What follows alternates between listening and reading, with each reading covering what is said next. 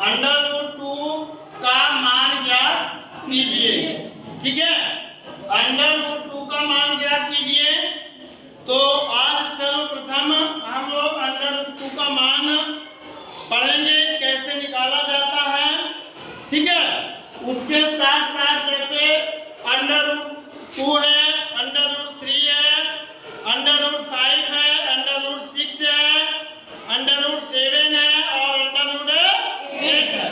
ठीक है, आप लोगों का फोकस इधर रहे, इधर तो फालतू मत देखो। समझ में आया?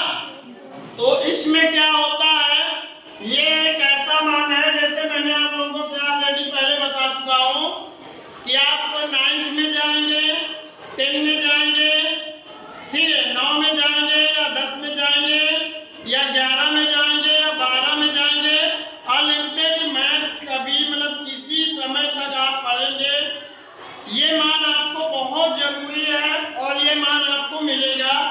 जैसे मिलेगा किसमें, विशेषतः आपको मेंसुरेशन में मिलेगा और ट्रिग्नोमेट्री में मिलेगा। तो आज सबसे पहले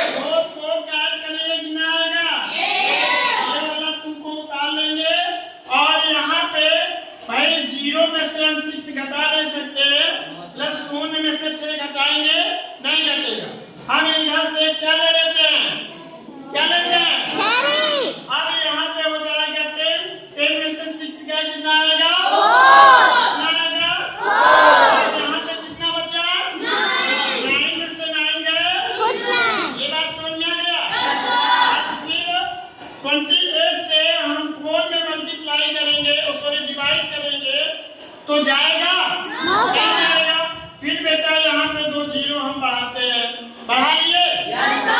अब यहाँ पे ऐसी संख्या आप चूज करिए, चुनिए कि मतलब उसको उतने में गुणा करें लेकिन आपका 400 से ज्यादा। अब यहाँ पे हम 1 ले रहे हैं, क्या लेंगे? 1। 1 का 1 में मल्टीप्लाई करेंगे कितना होगा?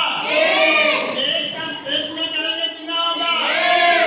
और 1 का 2 में करेंगे 2। ये बात अच्छे से समझ में आई?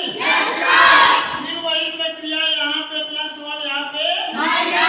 अब क्या करेंगे? 1 1 को ऐड मतलब 1 1 को ऐड करेंगे 2 और 1 का 1 2 का 2। अब यहाँ क्या करेंगे? माइनस मतलब घटाना। अब यहाँ पे भाई 0 में से 1 तो जाएगा नहीं, तो यहाँ उधार लेंगे 10। 10 में से 1 गए 9। कितना आएगा? 9। यहाँ कितना बचा? 9। 9 में से 1 गए 8। कितना आया? 1। अब क्या करेंगे? यहाँ पर भी आपका कितना बचा है? 3 में से 2 गए 1 आएगा। अब क्या करेंगे बेटा? फिर इसको तो हम ऐड कर चुके, अब यहाँ फिर हम 2 0 बढ़ाएंगे। समझ में आया? अब कौन सी संख्या लें? यहाँ पे लेंगे आप 4। मतलब 4 का 4 में गुणा करोगे 16 और 4 दूनी 8 है 9। 4 8 32 के 2 और 4 दूनी 8 8 3 11। ये आपका हो गया। अभी वही प्रक्रिया फिर इसमें करेंगे। ये हो जाएगा 8 हो जाएगा, यहाँ 2 हो जाएगा, यहाँ 8 हो जाएगा, यहाँ 2 हो जाएगा और यहाँ पे करेंगे 4 हो जाएगा, यहाँ 0 हो जाएगा। ठीक है, यहाँ पे आपका 6 हो जाएगा।